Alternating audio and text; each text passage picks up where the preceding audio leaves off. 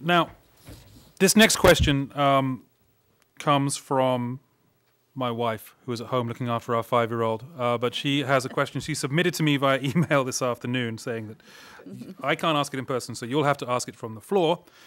Jesse Davis of Rockland asks, once a top 10 performer in the annual assessment of the state's policies and programs to improve energy efficiency in homes, businesses, industry and transportation, Maine has dropped to 25th place and has earned this scolding. Maine's apparent weakening of support for energy efficiency is of particular concern because of its laudable history of increasing efficiency budgets. Maine has the oldest housing stock in the nation, is the state most heavily dependent on home heating oil, and struggles every year to provide money to the heating assistance budget. Since energy efficiency is the cheapest energy we can buy, what can be done to get Maine back on track to addressing our energy dependence? Joan. Thank you for Jesse's question. I think this is a really economic issue, a big economic issue for a state. First of all, we have to conserve, and having Efficiency Maine help with making our houses much more energy efficient so that we're not losing heat is the first step. We need to be funding Efficiency Maine appropriately. I know much of that money from the Regional Greenhouse Gas Initiative goes to Efficiency Maine Trust. We need to keep that coming. We shouldn't rob that fund of anything, and we need to preserve it and keep it healthy. We need to look at ways of doing tax incentives for energy improvements. I know in the beginning, Efficiency Maine had a program where, and I participated in this, where I had my house totally, I have an old house, and it was redone, and I use much less oil now than I did before. So finding ways to encourage people to do more efficiency in their houses, to do more upgrades to conserve energy is extremely important. And I think there are education ways we can do. We can use tax incentives. It's also a great small business. We've had many more businesses emerging now that are doing energy improvements, and that's actually a job creator, and it's, I think, really important for our state. Thank you. Ed. Matter of fact, 5, 6, 7 years ago, myself, along with another person in Rockland, created what we called the Knox County Energy Committee, just to do exactly what we're talking about here. Try to find ways and urge people to reduce the method of using energy to heat their homes. We tried to, we set up a program in conjunction with the United States Coast Guard, and we got a number of businesses to volunteer, to contribute installation, things along that line, and the Coast Guard men would go to the homes of the people, and they would actually do the work to try to insulate the homes better. So I'm very much aware of the cost of energy. There's no question about it. We have to wean ourselves off of oil as the single major way of creating energy in the state of Maine. And while we're doing that, I know that there's going to be costs involved in wind power, solar energy, things like that, but we have to begin to look at it. We must be looking to the future, not just to the present. So I'm for looking for new ways to find new energy uses to create our homes, heat our homes with, heat our businesses with, drive our automobiles with, keep our economy rolling. Because if we simply rely on oil, that's not going to keep us going for very long. We're really at the whim of foreign powers when you look at it like that.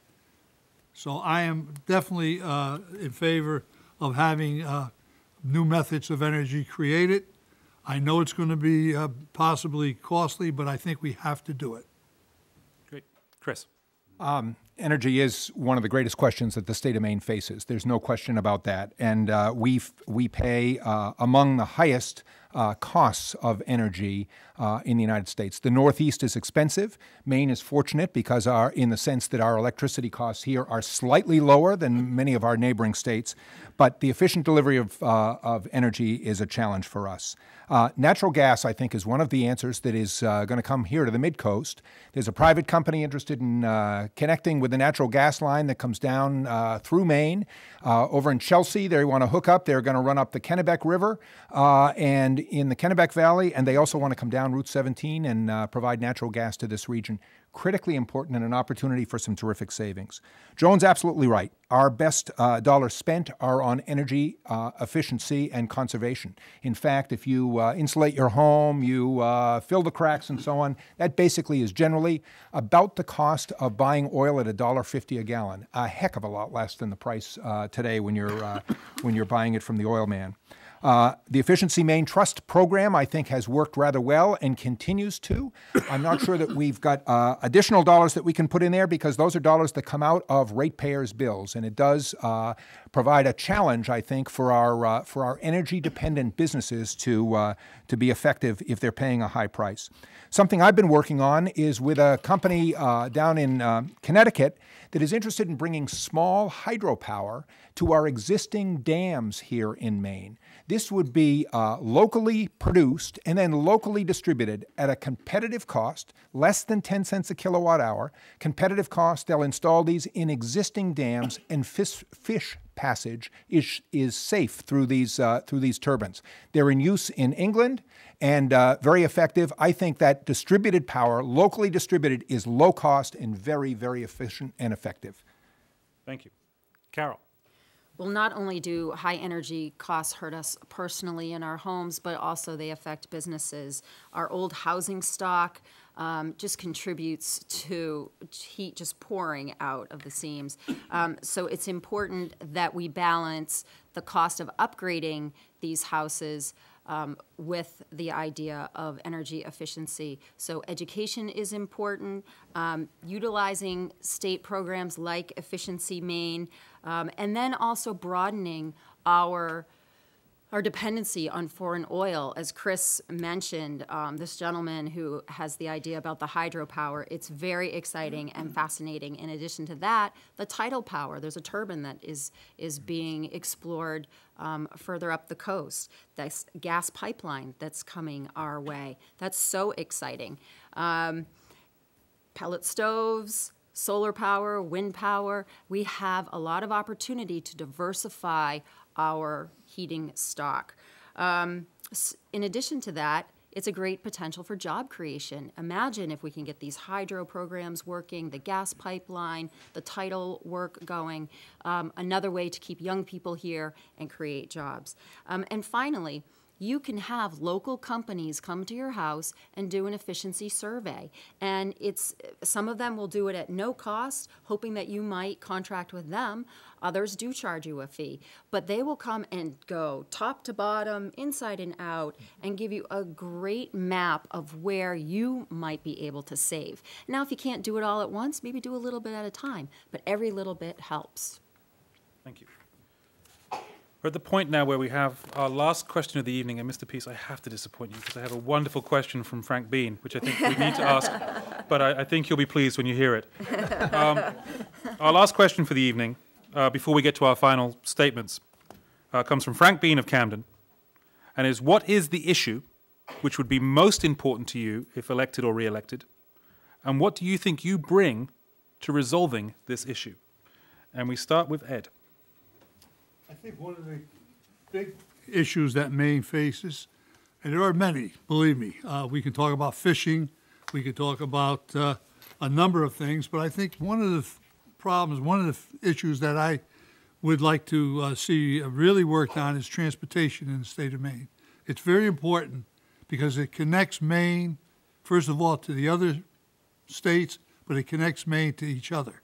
Maine is divided up, if you really look at it, it's a number of different areas. You have southern Maine, you have western Maine, you have coastal Maine. We all have our various likes, dislikes, our regional beliefs, but we're all connected through a road system, through a transportation system. And I think that we have to develop that if we're going to continue to grow. To make our economy strong, We have to be able to get people, ideas, and goods from one place to another at the minimum, with a minimum cost. We have to develop our communication system. It's an age of communication nowadays. People live by the airwaves, and we can expect that to be even greater in the near coming future. So my big issue would be in the area of transportation, to improve our transportation, to make it viable, to keep it healthy, to keep it strong, and to get it as reasonable as possible. Thank you. Chris.